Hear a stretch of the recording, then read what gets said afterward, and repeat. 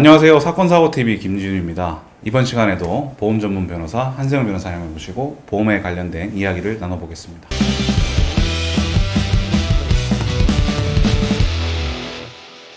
요즘 실비보험 중에 네. 하이프 시술이 보험금 지급이 안 된다 이런 얘기가 있던데 네네. 하이프 시술이 어떤 건가요? 하이프 시술은 간단하게 말씀드리면 초음파를 이용해서 자궁에 생긴 근종을 제거하는 시술입니다. 근데 하이프 시술이 어쨌든 치료 목적이지 않습니까? 자궁 근종을 제거하는 거잖아요. 그러니까 연구 결과에 따르면은 이 하이프 시술이 근종으로 인한 통증이나 출혈을 완화하는데 도움이 된다는 결과가 있습니다. 그런데 이게 이제 실비보험 관련해서 문제가 많이 되고 있는 게 이 하이프 시술이 상당히 고가라는 거거든요.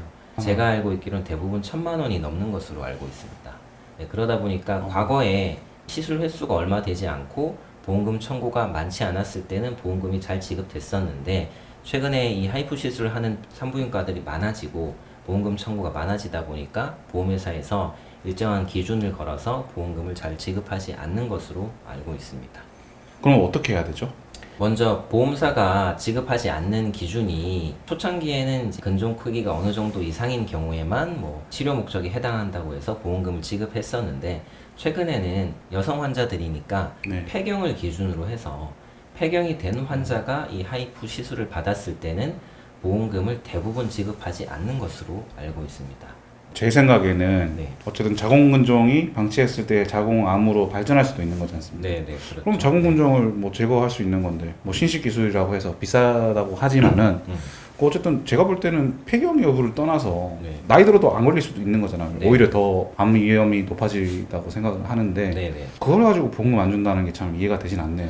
이제 보험회사는 대한산부인과 학회 진료 지침을 기준으로 해서 폐경된 환자의 경우에는 이 하이프 시술의 적응증이 아니라고 해서 지급을 하지 않고 있고요. 네. 그리고 또 근종으로 인한 통증을 완화시키는 치료여야 하는데 네. 이 환자가 느끼는 통증이 근종으로 인한 것인지 아닌지 정확하게 확인할 수 없다라는 취지의 의료자문을 가지고 이제 보험금 지급을 거절을 하고 있습니다. 그러면은 이 하이프 시술에 대한 보험금을 받기 위해서는 네. 어떻게 해야 되나요?